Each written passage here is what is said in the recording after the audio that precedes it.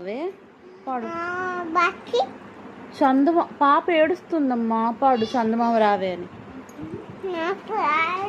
నీకు తెలుసు. పాడు చందమామ రావే. అవునా, మరి అందుకే చందమామ రావే పాడు. అన్న అబద్ధాలు. జోజో లాలి పాడు.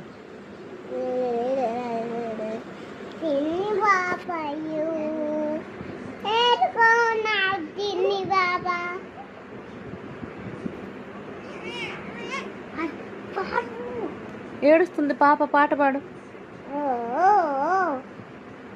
లాలి లాలి